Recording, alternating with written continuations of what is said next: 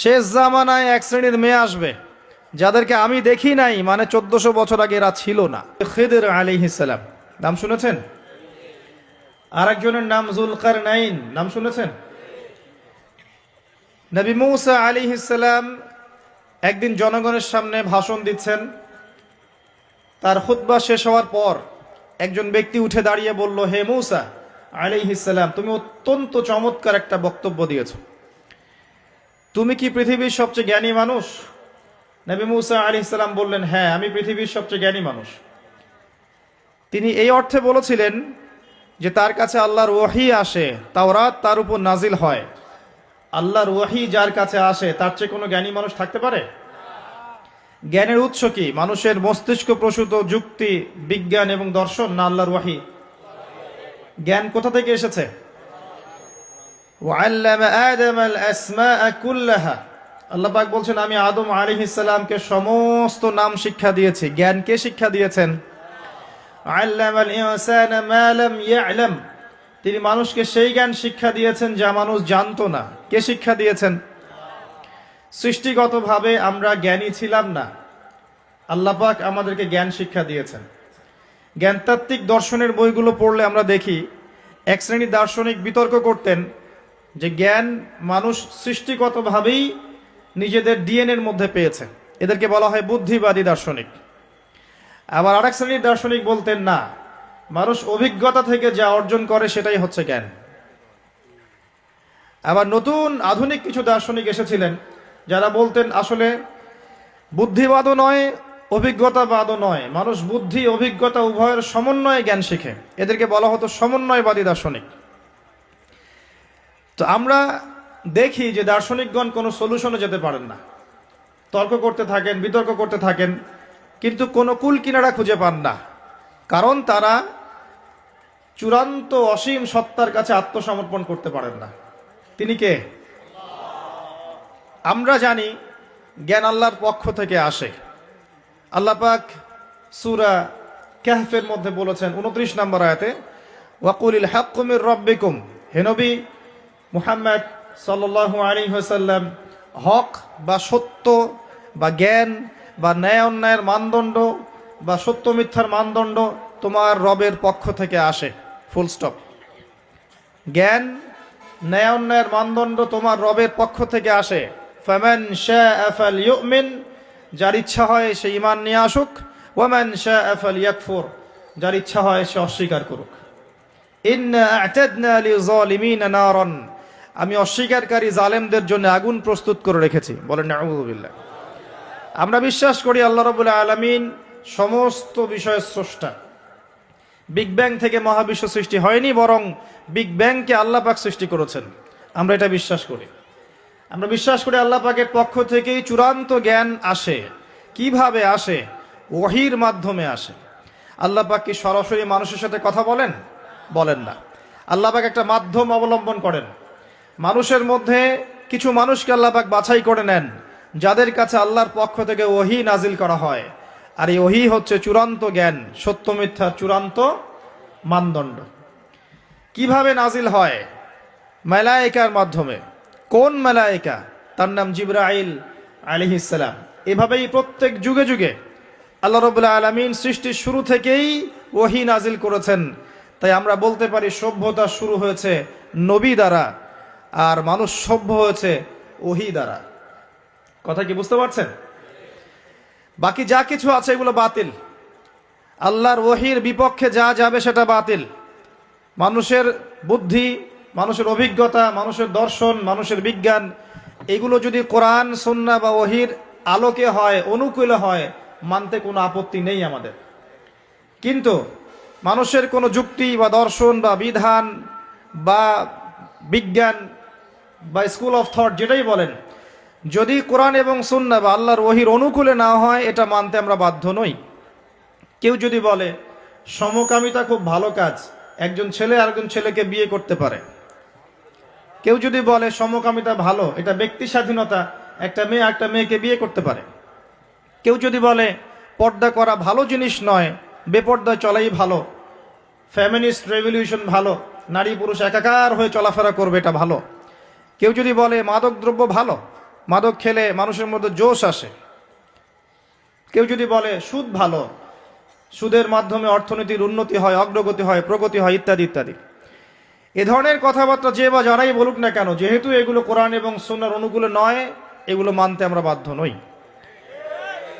এগুলো ছেড়ে দেয়াই, অস্বীকার করাই, এগুলোর সাথে কুফরি করাই আমাদের ঈমান। আল্লাহ পাক কিন্তু আমাদেরকে কুফরিও করতে বলেছেন, আছে না কোরআনে? যে ব্যক্তি তাগুতের সাথে কুফরি করবে এবং ঈমান নিয়ে আসবে, সে ব্যক্তি এমন হাতল ধরলো, ফাকাদ ইসতামসাকা বিল উরওয়াতিল উসকা লা ইনফিসালা লাহা। আছে না এই আয়াত? আচ্ছা, এভাবে যারা চিন্তা করে তাদেরকে মুসলিম বলা হয়। আর ইসলাম নতুন কোনো ধর্ম নয়, আর ইসলাম শুধু একটা ধর্মই নয়, এটা একটা কোড অফ লাইফ, জীবন ব্যবস্থা। ধর্ম কাকে বলে? যেখানে আচার অনুষ্ঠান, কৃষ্টি কালচার থাকে। আর জীবন ব্যবস্থা কাকে বলে? যেখানে জীবনের প্রতিটা বিষয়ের সমাধান থাকে।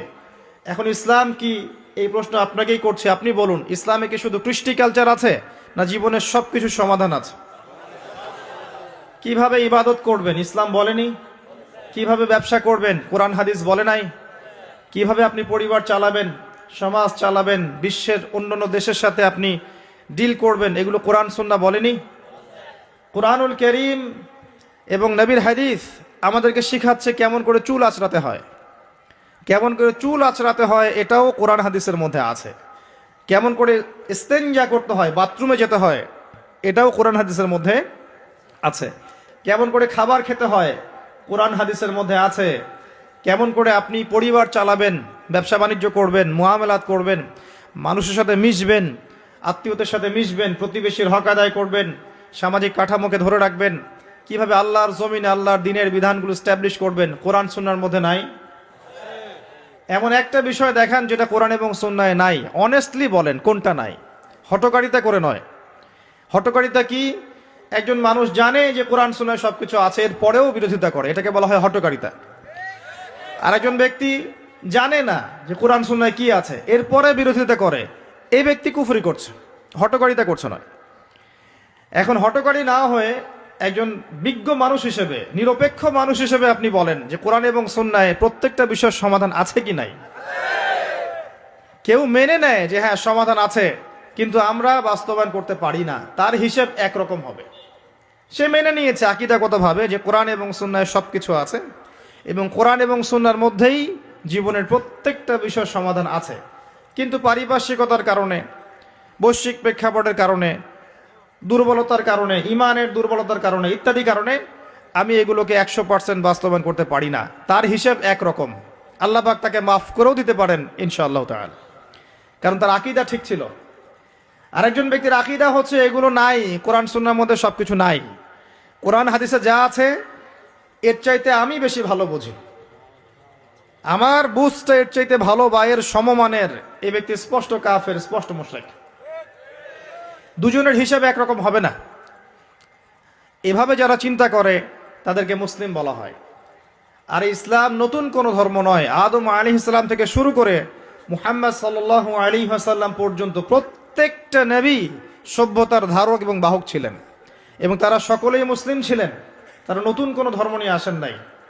পরবর্তীতে মানুষ আল্লাহর দ্বীনকে বিকৃত করেছে, আল্লাহর নাজিলকৃত বিধানকে, তাওরাতকে, জাবুরকে, ইনজিলকে, সুহফে মূসা, ইব্রাহিম, এগুলোকে বিকৃত করেছে। বিকৃত করার পরে আল্লাহ পাক নতুন রিলিজন পাঠিয়েছেন, নতুন শেপে, নতুন ফর্মে, নতুনভাবে, একই বিষয় দিয়েই যে লা ইলাহা ইল্লাল্লাহ, আল্লাহ ছাড়া কোনো ইলাহ নেই। ওয়ালাকাদ বাআসনা ফি কুল্লি উম্মাতির রাসূলা আন ইবুদুল্লাহ ওয়াজতানিবুত তাগুত। আল্লাহ পাক বলছেন আমি প্রত্যেকটা সম্প্রদায়ের মধ্যে নবী রাসূল পাঠিয়েছি, দুইটা দাওয়াত দিয়ে পাঠিয়েছিলাম, তোমরা আল্লাহর ইবাদত করবে, তাগুতকে বর্জন করবে। সিম্পল। প্রত্যেক নবী রাসূল এই কাজই করে গেছেন। তাই মূসা আলাইহিস সালাম ইহুদি ছিলেন বিষয়টা এমন নয়, তিনি একজন মুসলিম ছিলেন। নবী ঈসা আলাইহিস সালাম খ্রিস্টান ছিলেন না, তিনি একজন মুসলিম ছিলেন। আদম আলাইহিস সালাম, নূহ আলাইহিস সালাম, ইব্রাহিম, মূসা, ঈসা, মুহাম্মদ সাল্লাল্লাহু আলাইহি ওয়াসাল্লাম সবাই মুসলিম ছিলেন। তারা কেউ নতুন ধর্ম নিয়ে আসে নাই। এখনকার বই পুস্তকে লেখা থাকে যে ইসলাম ধর্মের প্রবর্তক হচ্ছেন মুহাম্মদ সাল্লাল্লাহু আলাইহি ওয়াসাল্লাম। নাউযুবিল্লাহ। তিনি কি ইসলাম ধর্মের প্রবর্তক না প্রচারক? শব্দ চয়নে এত গাফলতি কেন? তিনি ইসলাম ধর্মের প্রবর্তক নন। ইসলাম ধর্মের প্রবর্তক আল্লাহ রাব্বুল আলামিন। আদম আলাইহিস সালাম মুসলিম ছিলেন, নূহ আলাইহিস সালাম মুসলিম ছিলেন, প্রত্যেক নবী রাসূলই মুসলিম ছিলেন। তারা নতুন কোনো ধর্ম দিয়ে যান নাই, তারা ইসলাম দিয়েই গেছেন। ইসলাম চির নতুন, চির প্রাচীন, চির আধুনিক।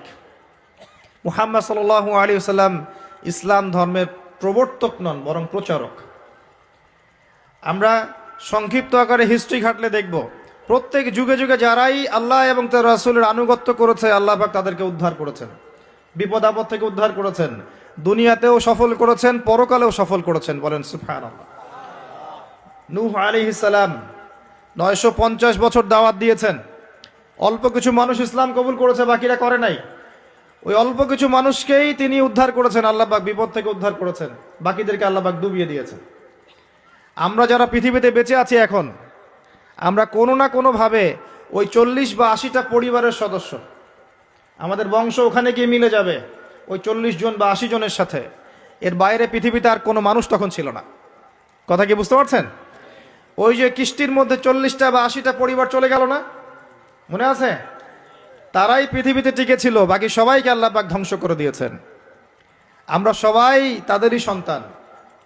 দেখবেন চেহারার মধ্যে মিল পাবেন, বিভিন্ন জায়গার মানুষের মধ্যে চেহারার মিল থাকবে। আফ্রিকার মানুষ একরকম, আরবের মানুষ একরকম, পশ্চিমা বিশ্বের মানুষ একরকম, চাইনিজ, উত্তর কোরিয়া, দক্ষিণ কোরিয়া, এই কন্টিনেন্টের মানুষ একরকম। সবাই একই পরিবার থেকে এসেছে এবং আমরা সবাই একজন পুরুষ এবং একজন নারী থেকে এসেছি। তিনি কে? আদম আলাইহিস সালাম এবং আমাদের মা হাওয়া আলাইহিস সালাম। আমরা সবাই কিন্তু ভাই। দুনিয়াতে এসে শয়তানের ধোকায় পড়ে আল্লাহ পাকের ওহীকে অগ্রাহ্য করে কেউ আল্লাহর আনুগত্য করছে, কেউ কুফরি করছে। এভাবে আস্তে আস্তে মানুষের মধ্যে বিভক্তি সৃষ্টি হয়ে গেল। যাই হোক, আমরা ওইদিকে যাচ্ছি না। আমি বলতে চাচ্ছি প্রত্যেক যুগে যুগে যারাই আল্লাহ এবং তার রাসূলের আনুগত্য করেছে, আল্লাহ পাক উদ্ধার করেছেন। নূহ আলাইহিস সালামকে দেখেন, ইব্রাহিম আলাইহিস সালামকে দেখেন, তার অনুসারীদেরকে আল্লাহ পাক উদ্ধার করেছেন। নমরুদকে ডুবিয়ে মেরেছেন, মারেন নাই? নমরুদকে ধ্বংস করেছেন, মশা দিয়ে ধ্বংস করেছেন। মূসা আলাইহিস সালামকে দেখেন, মূসা আলাইহিস সালাম তার অনুসারীদেরকে আল্লাহ পাক উদ্ধার করেছেন। ফিরআউন এবং তার দলবলকে লোহিত সাগরে ডুবিয়ে মেরেছেন। একই সুন্নাহ।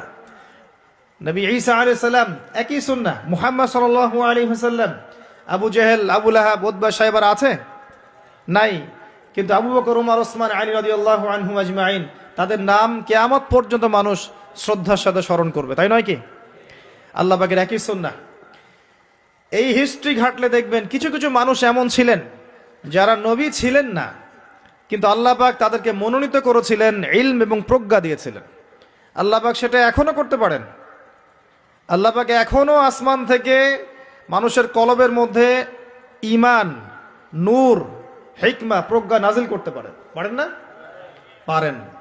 আল্লাহ পাক যে কলবকে দেখবেন পরিচ্ছন্ন, যে কলবের মধ্যে কোনো হিংসা নাই, কোনো বিদ্বেষ নাই, কোনো রিয়া নাই, কোনো অহংকার নাই, লোক দেখানো বিষয় নাই, মনটা স্বচ্ছ পরিচ্ছন্ন, আল্লাহ পাক ওই কলবের মধ্যে আল্লাহ নূর নাজিল করবে ইনশাআল্লাহ। এখনো সম্ভব। আর আল্লাহর নূর না পেলে কেউ দূরদর্শিতা সম্পন্ন হতে পারবে না। এক চোখ দিয়ে দেখে এক জিনিস, আর কলবের চোখ দিয়ে দেখে আরেক জিনিস। এক চোখা মানুষরা বলছে বিশ্ব এগিয়ে যাচ্ছে, আর কলবের মধ্যে আল্লাহ নূরওয়ালা মানুষরা বলছে বিশ্ব এগিয়ে যাচ্ছে, বাট কিয়ামতের দিকে। কি বুঝছেন? বিশ্ব এগিয়ে যাচ্ছে ঠিকই, বাট কিয়ামতের দিকে, তার শেষ সময়ের দিকে এগিয়ে যাচ্ছে আস্তে আস্তে, এবং এখন খুব দ্রুত এগিয়ে যাচ্ছে।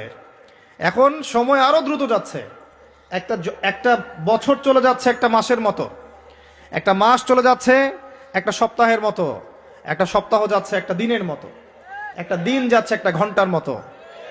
যারা আল্লাহর নূর এবং বসিরা প্রাপ্ত মানুষ তারা বুঝতে পারে। এই যে রমজান চলে আসলো, কয়দিন আগে রমজান শেষ করে আসলেন, এই যে রমজান চলে আসলো। এই যে কয়দিন আগে জুমার নামাজ পড়লেন, দেখবেন আবার জুমা চলে আসবে। সময় দ্রুত চলে যাচ্ছে। কিসের আলামত? কিয়ামতের আলামত। কত আলামত আছে আপনাকে বলে শেষ করতে পারবো না। মহিলাদের সংখ্যা বাড়ছে, পুরুষদের সংখ্যা কমছে। এমন মহিলাদেরকে রাস্তায় দেখবেন যারা পোশাক পরেও নগ্ন হয়ে ঘুরছে। এদের সম্পর্কে নবীজি বলেছেন, শেষ জামানায় এক শ্রেণীর মেয়ে আসবে যাদেরকে আমি দেখি নাই, মানে 1400 বছর আগে এরা ছিল না। তাদের খাসলত কি? তারা কাপড় পরবে, নিসাউন কাসিয়া আরিয়া, কাপড় পরবে কিন্তু নগ্ন থাকবে। আপনি 200-300 বছর আগে এই মহিলাদেরকে দেখতে পারতেন না। লাস্ট 200-300 বছর আপনি দেখতে পারবেন, যখন থেকে পশ্চিমা বিশ্ব এই ওয়ার্ল্ডের দায়িত্ব নিয়েছে তখন থেকে। এটাকে ফেমিনিস্ট রেভলিউশন বলে। এবং নগ্নতা, বেহায়াপন, অশ্লীলতা, এমন পোশাক পরবো যে পোশাক পুরুষদের পোশাক, এটা কিয়ামতের আলামত। নবীজি বলেছিলেন যে গরিব মানুষরা, দরিদ্র মানুষ, স্যান্ডেল পরার টাকা নাই, গায়ে জামা পরার টাকা নাই, উঁচু উঁচু অট্টালিকা নির্মাণের প্রতিযোগিতা করবে, এটা আখিরুজ্জামান বা শেষ জামানের আলামত। দেখে নেন বিগত 200-300 বছর এগুলো ছিল কিনা। বিশাল বিশাল সাইন এগুলো প্রকাশ পাচ্ছে ডে বাই ডে। মানুষ সুদ খাবে, একজন ব্যক্তি সুদ থেকে দূরে থাকতে চাইবে, তার গায়েও সুদের ছিটাফোটা গিয়ে লাগবে। এটা সেই যুগ। আপনি পারবেন না বাঁচতে সুদ থেকে। দাড়ি টুপি নিয়েও খেতে হচ্ছে, কিচ্ছু করার নাই, কারণ সব সিস্টেমই সুদ ভিত্তিক। হয় খাচ্ছেন, না হলে দিচ্ছেন, না হলে সাক্ষী থাকছেন, না হলে লিখে রাখছেন, কিছু না কিছু করছেন। মানুষ মাদক খাবে, মাদককে হালাল মনে করে খাবে। মানুষ জেনা করবে, জেনাকে হালাল মনে করবে, হারাম মনে করবে না। মানুষ হত্যা করবে, যাকে হত্যা করবে সে জানবে না কেন হত্যা করছে, আর যে মারা যাবে সেও বুঝবে না কি জন্য আমাকে মারলো। পিতামাতার সাথে দাস দাসীর মতো আচরণ করা হবে, পিতামাতার সাথে দাস দাসীর মতো আচরণ করা হবে। সম্পদের জন্য সন্তান মাকে হত্যা করবে, বাবাকে হত্যা করবে। দুই চোখওয়ালা মানুষরা বুঝতে পারে এগুলো হচ্ছে, দিন দিন বাড়ছে, সময় সংক্ষিপ্ত হয়ে আসছে। আল্লাহ পাকের আযাব গজব বাড়ছে, আসমানি গজব বাড়ছে, জমিনের বালা বাড়ছে, ভূমিকম্প বাড়বে, ডে বাই ডে ভূমিকম্প বাড়বে। এবং 3টা বড় বড় ভূমিকম্প অপেক্ষা করছে আমাদের সামনে। একটা পৃথিবীর পূর্ব দিকে, একটা পশ্চিম দিকে, আমার ধারণা এটা পশ্চিমা সভ্যতায় হবে, আর একটা হচ্ছে পৃথিবীর মাঝখানে। কিছু মুনাফেককে আল্লাহ পাক ধসিয়ে দিবেন আরবের মধ্যে, আর ওখানেও কিছু মুনাফেক আছে। এটা বুঝতে হলে আপনাকে জিও পলিটিক্স বুঝতে হবে। আরবি দিয়ে কথা বললেই কেউ আমিরুল মুমিনিন হয় না। আরবি দিয়ে কথা বললেই কেউ আমিরুল মুমিনিন হয় না। আব্দুল্লাহ বিন উবাইও আরবি দিয়ে কথা বলতো। তো হত্যা বাড়বে। একটা বড় জিনিস যেটা শেষ জামানায় হবে, এটা আগে হয়নি। এটা বিগত 100 বছর থেকে আমরা দেখছি। এই বিশ্বের বুকে ইহুদি এবং খ্রিস্টানদের মধ্যে একটা বন্ধুত্বের অ্যালায়েন্স হয়েছে। এটাকে আমরা জায়নিস্ট মুভমেন্ট বলি। এই মুভমেন্টটা বিগত 100-200 বছর আগে ছিল না, কিন্তু এটা শেষ জামানায় হবে এমনটা এসেছে। কোরআনেও আছে, ইয়া আইয়ুহাল্লাযীনা আমানু লা তাত্তাখিযুল ইয়াহুদা ওয়ান নাসারা আউলিয়া, তোমরা ওই সব ইহুদি এবং খ্রিস্টানদেরকে বন্ধুরূপে গ্রহণ করো না। কোন সব? সবাইকে না। কোন সব? বা'দুহুম আউলিয়াউ বা'দ, যারা একে অপরের বন্ধু, যারা একে অপরের বন্ধু। বিশ্বের ইতিহাস ঘাটলে দেখবেন, হিস্ট্রির ছাত্র আমি, ইতিহাস ঘাটলে দেখবেন ইহুদি এবং খ্রিস্টানরা একে অপরের সাথে মারামারি করেছে শতাব্দীর পর শতাব্দী। এমনকি ঈসা আলাইহিস সালামকে ইহুদিরাই হত্যা করতে চেয়েছিল, কিন্তু আল্লাহ পাক উঠিয়ে নিয়েছেন, ওয়া মা কাতালুহু ওয়া মা সালাবুহু। কিন্তু এখন দেখবেন ওরা বন্ধু, এখন দেখবেন ইসরায়েলের বন্ধু পশ্চিমারা। আশ্চর্য একটা বিষয়। আর কোন নিদর্শনের জন্য অপেক্ষা করছেন?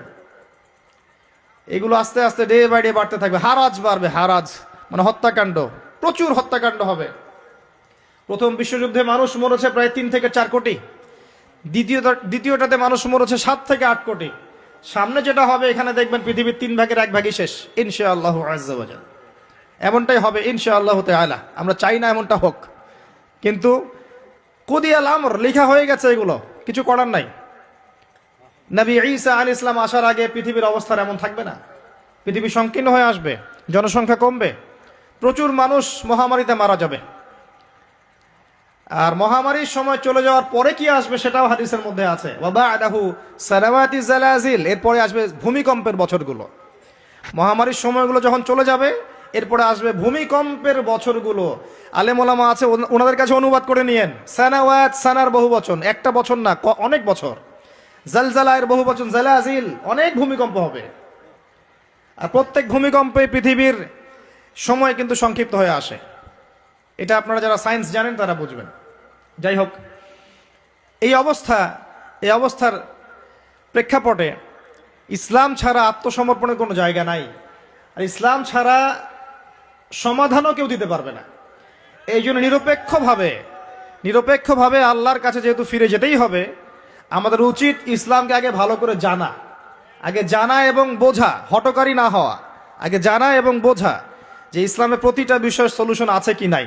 যদি আপনি দেখেন নিরপেক্ষভাবে হ্যাঁ আছে, তাহলে আর দেরি করবেন না, ইস্তেগফার করে আল্লাহর কাছে আত্মসমর্পণ করেন। আল্লাহ পাক আপনার বিগত জীবনের যত গুনাহ খাতা আছে সমস্ত গুনাহ আল্লাহ মাফ করে দিবেন ইনশাআল্লাহ তাআলা। আল্লাহ পাক তো এমনটা বলেছেন, ইল্লা মান তাবা ওয়া আমানা ওয়া আমিলা আমালান সালিহা ফাউলাইকা ইউবাদদিলুল্লাহু সাইয়্যাতিহিম হাসানাত। যারা তওবা করবে, ঈমান নিয়ে আসবে এবং আমলে সালেহ বেশি বেশি করতে থাকবে, আল্লাহ পাক তাদের গুনাহই শুধু মাফ করবেন না, বরং গুনাহগুলোকে নেকি দিয়ে পরিবর্তন করে দিবেন।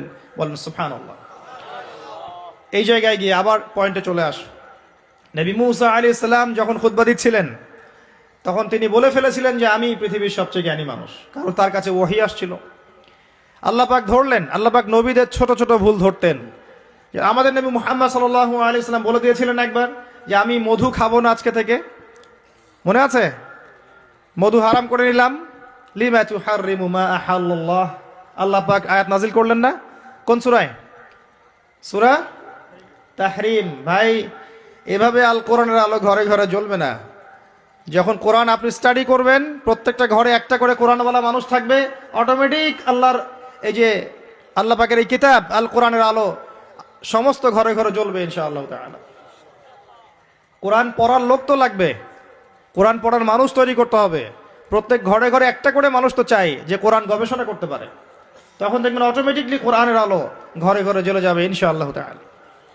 আবেগ দিয়ে হয় না, আবেগ দিয়ে কোনো কিছু হয় না। যারা ইসলামের বিরুদ্ধে কাজ করছে এরা আবেগ দিয়ে কাজ করছে না, বিবেক দিয়ে কাজ করছে। আমরা আবেগী জাতি, আমরা আবেগী জাতি না, আমরা আবেগী জাতি, খুব আবেগ আমাদের। দিনের পিছনে আবেগ ভালো জিনিস, কিন্তু আবেগ দিয়ে দিন প্রতিষ্ঠা হয়নি কখনো। নবী সাল্লাল্লাহু আলাইহি ওয়াসাল্লাম হিকমা দিয়ে, বুদ্ধি দিয়ে, কৌশল দিয়ে ধীরে ধীরে বেসিক ঠিক করে আস্তে আস্তে আস্তে আস্তে ইসলামকে এগিয়ে নিয়ে গেছেন। 23 বছর সময় লেগেছে। কত বছর? কখনো অত্যাচার সহ্য করতে হয়েছে, করেছেন। কখনো মার খেতে হয়েছে, খেয়েছেন। কখনো গালি খেতে হয়েছে, খেয়েছেন। কখনো সমালোচনা সহ্য করতে হয়েছে, করেছেন। কখনো দেশ থেকে চলে যেতে হয়েছে, চলে গিয়েছেন। হাল ছেড়ে দেন নাই, ধীরে ধীরে ইসলামকে নিয়ে এগিয়ে গেছেন। একদিনে তো দিন কায়েম হয়নি, হয়েছে? নবী ঈসা আলাইহিস সালাম যখন আসবেন, তিনিও একদিনে দিন কায়েম করবেন না। অনেক চড়াই উতরাই পেরিয়েই ইনশাআল্লাহ তাআলা জেরুজালেম থেকে তিনি পুরো বিশ্বে ইসলামী খেলাফা কায়েম করবেন ইনশাআল্লাহ। তার আগ পর্যন্ত এভাবে গ্লোবালি কিছু হবে এটা আমার মনে হয় না। আমি স্টাডি করে যা মনে হচ্ছে আমার কাছে মনে হয় না যে গ্লোবালি তার আগে কিছু হবে। ক্ষুদ্র পরিসরে বা ব্যক্তিগতভাবে বা সামাজিকভাবে ছোট ছোট ক্ষেত্রে কিছু হতে পারে, কিন্তু বড় পরিসরে মনে হচ্ছে না যে এত সময় আমাদের হাতে বাকি আছে। আল্লাহ রাব্বুল আলামিন ভালো জানেন, ইল্লা মাশাআল্লাহ। নবী মুসা আলাইহিস সালাম যখন এই কথা বলছেন, আল্লাহ পাক ধরে ফেলেছেন। তিনি বলছেন, আমার একজন বান্দা আছে যার নাম খিদর। খিদর আলাইহিস সালাম, খিদর মানে শ্যামল বা সবুজ। তিনি যেখানে বসতেন ওই জায়গাটা সবুজ হয়ে যেত। একটা রুক্ষ জায়গায় তিনি বসলে ওই জায়গা সবুজ হয়ে যেত। তিনি বললেন, খিদর তোমার চেয়ে বেশি জ্ঞানী মানুষ। নবী মুসা আলাইহিস সালাম বললেন, আমি তার সাথে মিট করতে চাই, আমি তার সাথে দেখা করতে চাই, আমি তার কাছে জ্ঞান শিখতে চাই। তিনি এগিয়ে গেলেন জ্ঞান শেখার পথে। একজন সাথীকে সঙ্গে দিলেন, তার নাম ইউশা বিন নুন। এগিয়ে গেলেন, যেতে যেতে তাকে বলে দেওয়া হয়েছিল এই মাছটা যেখানে গিয়ে জীবিত হয়ে যাবে সেখানেই তুমি তাকে পাবে, যেখানে দুইটা সাগর একসাথে মিলিত হবে সেখানে তুমি তাকে পাবে। নবী মুসা আলাইহিস সালাম ওই জায়গা থেকে আরো দূরে চলে গিয়েছিলেন এবং যখন তিনি পথটা ভুল করেছেন তখন ক্লান্ত হয়ে পড়েছিলেন।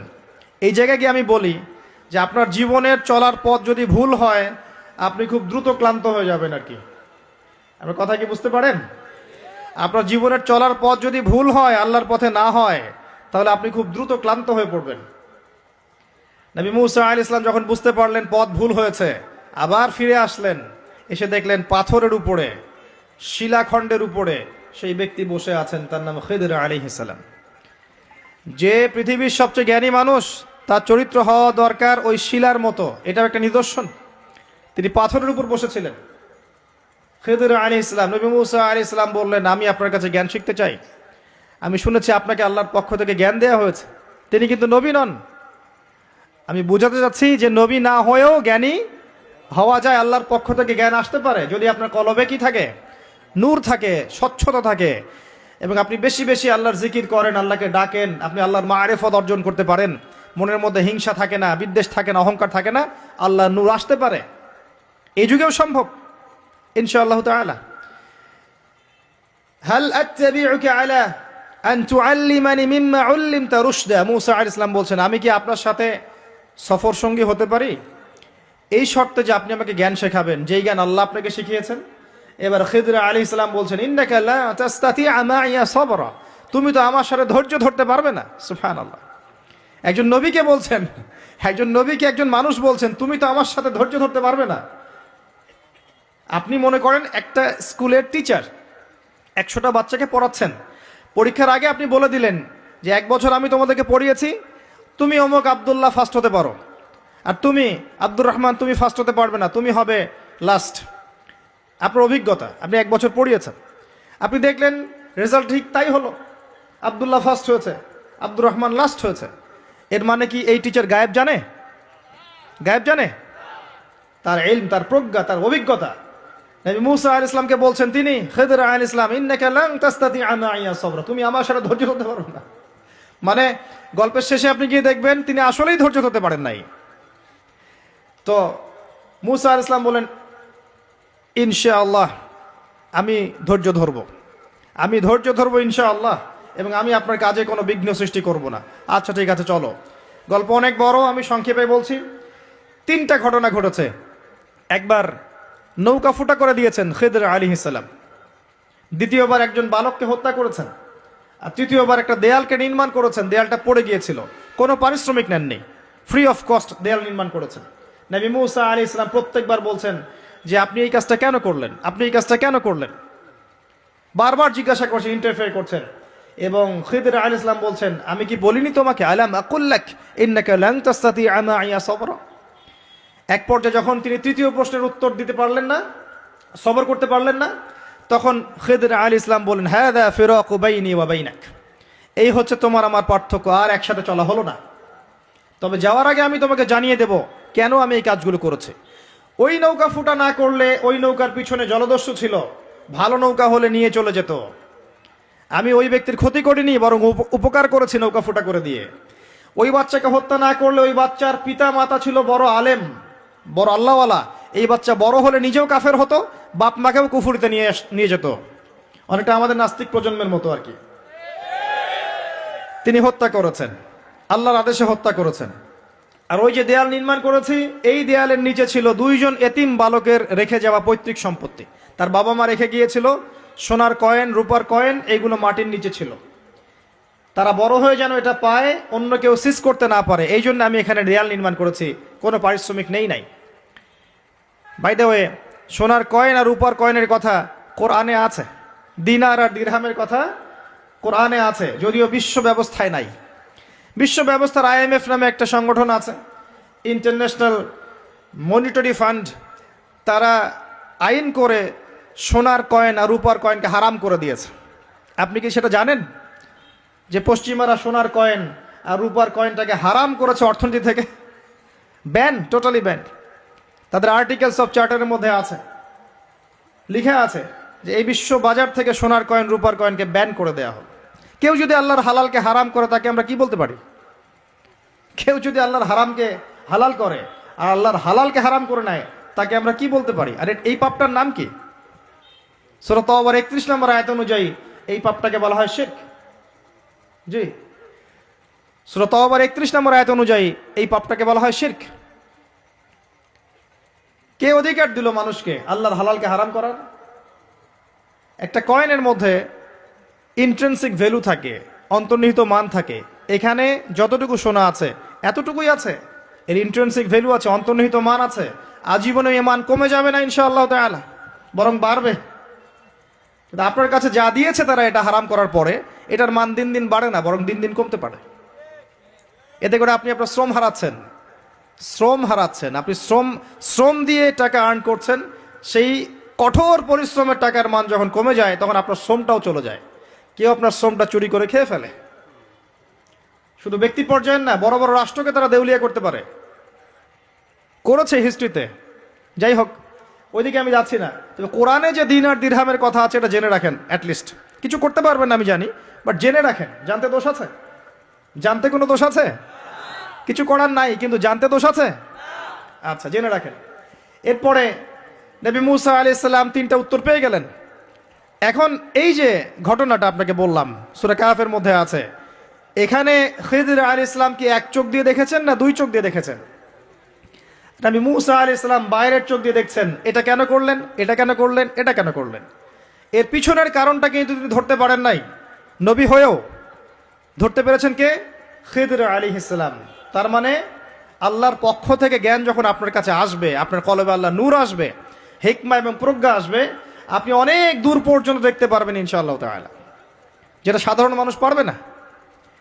আল্লাহ পাক এমন আরেকজন ব্যক্তির কথা বলেছেন, এই যে যেটা আমি তেলাওয়াত করেছিলাম, ওয়াইজ ক্বালা ওয়ালাকাদ আতাইনা লুকমানাল হিকমা আন ইশকুরু লিল্লাহ। আমি লুকমানকেও হিকমা দিয়েছিলাম। সুবহানাল্লাহ। লুকমান আলাইহিস সালাম হয়তো নবী ছিলেন না, আল্লাহ বলছেন আমি লুকমান হাকিমকে আমি হিকমা দিয়েছি, প্রজ্ঞা দিয়েছি। 3 জন ব্যক্তির জন্য জান্নাতের একটা সুসংবাদ আছে, জান্নাতে বড় মর্যাদা আছে।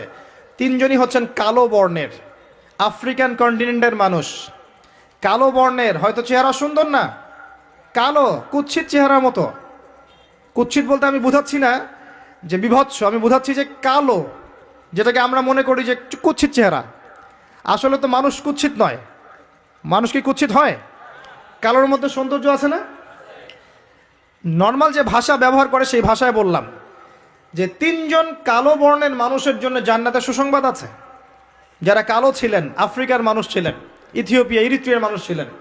তাদের একজনের নাম হচ্ছে বেলাল আল হাবাশি রাদিয়াল্লাহু আনহু, যাকে উমাইয়া বিন খালাফ মক্কায় শুইয়ে বুকের উপর পাথর চাপা দিয়েছিল না, আর তিনি বলতেন আহাদুন আহাদ। তাকে শুইয়ে দেওয়া হয়েছে এবং বলা হচ্ছে বলো লাত এবং ওজ্জার নামে কসম করো। কিচ্ছু করতে হবে না, ইসলামকে অস্বীকারও করতে হবে না, খালি লাত এবং ওজ্জার নামে কসম করো। সে বলছে আহাদুন আহাদ, যিনি এক তিনি এক, যিনি এক তিনি একক। অত্যাচার করা হচ্ছে, নির্যাতন করা হচ্ছে, তিনি একটা কথাই বলছেন আহাদুন আহাদ, যিনি এক তিনি এক। আল্লাহ পাকের কাছে এত ভালো লেগেছে এই কথাটা, আল্লাহ সূরা নাজিল করেছেন কুল হুয়াল্লাহু আহাদ, বলুন তিনি আল্লাহ এক। সুবহানাল্লাহ। বেলাল রাদিয়াল্লাহু আনহুকে যেই মক্কায় নির্যাতন করা হয়েছে, ওই মক্কায় মক্কা বিজয়ের দিন তিনি কাবা ঘরের ছাদে উঠে আজান দিয়েছেন। সুবহানাল্লাহ। আল্লাহ পাক এইভাবে দিন পরিবর্তন করে দেন। আল্লাহ পাক দিন সবসময় একরকম রাখেন না। আজকে যাকে নির্যাতন করা হচ্ছে, নিপীড়ন করা হচ্ছে, যদি সে হকপন্থী হয়ে থাকে, দেখবেন আল্লাহ পাক তাকে ওই জায়গায় সম্মানিত করে দিবেন ইনশাআল্লাহ। এটা আল্লাহ সুন্নাহ, আল্লাহ পাক করেছেন হিস্ট্রিতে যুগে যুগে। আরেকজন হচ্ছেন বাদশা নাজাশি। এটাকে যার রাষ্ট্রে মুসলিমরা আশ্রয় নিয়েছিল হিজরত করে, আবিসিনিয়ার বাদশা নাজাশি, মনে আছে? সিরাত পড়েছেন? আচ্ছা। আরেকজন হচ্ছে লুকমান হাকিম আলাইহিস সালাম, তার উপরেও জান্নাতের বড় মর্যাদা আছে। তাকে অপশন দেয়া হয়েছিল নবুয়ত নিবেন নাকি প্রজ্ঞা নিবেন। তিনি নবুয়তের দায়িত্বটাকে ভারী মনে করেছেন এবং প্রজ্ঞাটাকে সহজ মনে করেছেন, এবং প্রজ্ঞাটাকে তিনি বেশি বেশি নেয়ার জন্য আল্লাহর কাছে দোয়া করেছেন। আল্লাহ রাব্বুল আলামিন তাকে প্রজ্ঞা নাজিল করেছেন, প্রজ্ঞা দিয়েছেন। আসেন তিনি কি বলছেন এবং একজন প্রজ্ঞাবান মানুষের আচরণ কেমন হওয়া উচিত। তিনি আল্লাহ পাক বলছেন ওয়ালাকাদ আতাইনা লুকমানাল হিকমা, আমি লোকমানকে হিকমা এবং প্রজ্ঞা দিয়েছি, আমার পক্ষ থেকে জ্ঞান শিক্ষা দিয়েছি। আনিশকুরু লিল্লাহ, জ্ঞানের প্রথম কাজটা হচ্ছে হে লোকমান তুমি আল্লাহর শুকরিয়া আদায় করবে। সুবহানাল্লাহ। একজন জ্ঞানী মানুষ আল্লাহর শুকরিয়া আদায় করে। ওয়া মান ইয়াশকুর ফাইন্নামা ইয়াশকুরু লিনাফসিহি, যে ব্যক্তি আল্লাহর শুকরিয়া আদায় করে সে নিজের নফসের ভালোর জন্যই সেটা করে। আল্লাহ পাক অন্য আয়াতে বলেছেন লাইন শাকারতুম লাযিদান্নাকুম, যদি তোমরা আল্লাহর শুকরিয়া আদায় করো আমি তোমাদের প্রতি আমার নেয়ামতকে কি করব? বাড়িয়ে দেব। ওয়ালা ইন কাফারতুম, যদি তোমরা কুফরি করো ইন আযাবি লাশাদীদ, আমার আযাব বড়ই কঠিন, বড়ই কঠিন। আমাদের উচিত দিনে কমপক্ষে 100 বার করে হলেও আলহামদুলিল্লাহ পড়া যাবে? যে কোনো অবস্থাতে আলহামদুলিল্লাহ, আলহামদুলিল্লাহ। ভাই কেমন আছেন? আলহামদুলিল্লাহ। ভাই পরিবার কেমন আছে? আলহামদুলিল্লাহ। ভাই চাকরি কেমন আছে, চলছে কেমন? আলহামদুলিল্লাহ। ব্যবসা কেমন? আলহামদুলিল্লাহ। এটা হচ্ছে সেই বান্দা নিদর্শন যার মনের মধ্যে আল্লাহর প্রতি ভক্তি শ্রদ্ধা আছে, যার মনের মধ্যে আল্লাহর নূর আছে। তার নিদর্শন হচ্ছে সে সব সময় শুকরিয়া আদায় করবে। একটা এক্সাম্পল দিচ্ছি, দেখেন ইব্রাহিম আলাইহিস সালাম ওই প্যালেস্টাইনে থাকতেন, আর এই যে এইখানে মক্কায় তার একজন স্ত্রী হাজারা আলাইহিস সালাম, ওইখানে একজন স্ত্রী সারা আলাইহিস সালাম। মনে আছে ঘটনা? আচ্ছা, তিনি আসলেন বাসায়, দরজায় নক করছেন যে বাসায় কে আছে? দরজার পিছন থেকে বলা হচ্ছে যে আমি। তিনি বলছেন ইসমাইল কোথায়?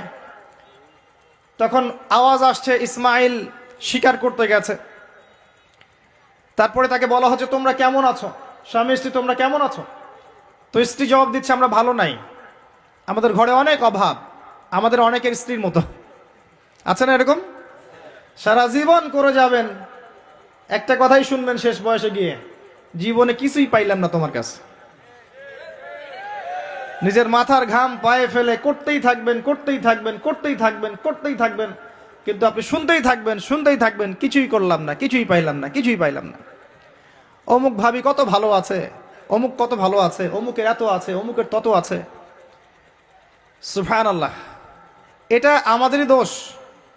কারণ বিয়ে করার সময় যারা দিনদারিতা না দেখে শ্বশুরের সম্পত্তি দেখবেন, সৌন্দর্যকে বেশি প্রাধান্য দিবেন, নিজের হারাম প্রেমকে বেশি প্রাধান্য দিবেন, নিজের ওই বংশমর্যাদা ইত্যাদি ইত্যাদিকে বেশি প্রাধান্য দিবেন, তখন তো আফসোস করতেই হবে, কিছু করার নাই। এই জন্যই তো নবী সাল্লাল্লাহু আলাইহি ওয়াসাল্লাম বলেছেন যে দিনদার স্ত্রীদেরকে দেখে বিয়ে করো, যার মধ্যে দিনের বুঝ আছে, জ্ঞান আছে, একে দেখে বিয়ে করো। তবে এখানেও একটা বিষয় আপনাকে সতর্ক করতে চাই যে প্রত্যেকটা বোরখার পিছনেই সঠিক দিনদারিতা থাকে না। অতএব এটা দেখেও ধোঁকা খাওয়ার কিছু নাই। দিনদারিতা আল্লাহর সাথে বান্দার মনের ব্যাপার। দিনের বেসিক কিছু প্রশ্নের মাধ্যমে আপনি তার উত্তর পেতে পারেন, দিনের বেসিক কিছু বুঝ আচরণ দেখে আপনি তার উত্তর পেতে পারেন, তার তাকওয়া দেখে আপনি উত্তর পেতে পারেন। একজন আমিরুল মুমিনিন খলিফা, তিনি রাত্রেবেলা জনগণের অভাব অনটন দেখেন। একদিন দেখতে দেখতে রাতে ক্লান্ত হয়ে পড়লেন, একটা দেয়ালের আড়ালে তিনি দাঁড়িয়ে বিশ্রাম নিচ্ছেন, বসে পড়েছেন। দেয়ালের পিছন থেকে তিনি আওয়াজ শুনছেন, মা আর মেয়ে কথাবার্তা বলছে। মা বলছে দুধে পানি মিশাও, আর মেয়ে বলছে যে ইত্তাকিল্লাহ, হে মা আল্লাহকে ভয় করো। তার মা বলছে এখানে তো ওমর নাই, ওমরের প্রশাসন নাই, ভয়ের কি আছে, মিশাও, পানি মিশাও। তখন এই মেয়ে বলছে ওমর নাই তো কি হয়েছে, ওমর রব আল্লাহ তো জীবিত আছেন, তিনি দেখছেন। ওমর রাদিয়াল্লাহু আনহু পরের দিন ওই বাড়িটা মার্ক করে রাখলেন রাত্রেবেলা। পরের দিন তার ছেলেকে নিয়ে আসছেন এই বাসায়, এসে মেয়ে দেখাচ্ছেন, এই মেয়ে পছন্দ হয় কিনা দেখো। মেয়ে পছন্দ হয়ে গেছে। আমিরুল মুমিনিনের মানে রাষ্ট্রপ্রধানের ছেলের সাথে এই মেয়ের বিয়ে হয়ে গেল। দুধওয়ালি, দুধ ধোয়াচ্ছেন যেই মেয়ে, কি দেখে বিয়ে দিলেন? সৌন্দর্য দেখে? বংশমর্যাদা? শ্বশুরের টাকা? যৌতুক? এই কাজ যদি আমরা করতে না পারি, সংসারে শান্তি আসবে না, তখন কিছু করার থাকবে না ভাই। কারণ এই ফিতনায় একবার ঢুকে গেলে জীবনটা ম্যাসাকার। এগুলো ডিল করতেই দিন দিন অনেক চলে যাবে। দিনের ফিকির পরে দেখবেন পরিবার সামলাতেই সময় শেষ, দিন শেষ। মানসিকভাবে যদি আপনি ফ্রেশ না থাকেন, ভালো না থাকেন, সাউন্ড না থাকেন, আপনি দিনের জন্য কিন্তু কিছু করতে পারবেন না। আর পরিবারে যদি নেককার স্ত্রী না থাকে, আপনি মানসিকভাবে ভালো থাকবেন না, ভালো থাকবেন না, এটা প্র্যাকটিক্যাল কথা। তো ওই যে স্ত্রী বলছে আমরা ভালো নাই, ইসমাইল শিকার করতে গেছে, আমরা ভালো নাই, একবেলা খাই একবেলা খেতে পারি না, ভালো নাই। ইব্রাহিম আলাইহিস সালাম বলছেন ঠিক আছে, ইসমাইল বাসায় আসলে ওকে বলো যে তার বাবা এসেছিল, আর তাকে বলো যে ঘরের চৌকাঠটা যেন পরিবর্তন করে। কথা কি বুঝতে পারছেন? ইসমাইল আলাইহিস সালাম আসলেন, একজন বৃদ্ধা লোক এসেছিল বাসায়, তোমার বাবা পরিচয় দিয়েছে। কি বলেছে? বলেছে যে ঘরের দরজা যেন পরিবর্তন করি। তখন তিনি বলছেন তুমি কি এমন বলেছিলে যে যার কারণে এই কথাটা বলেছে?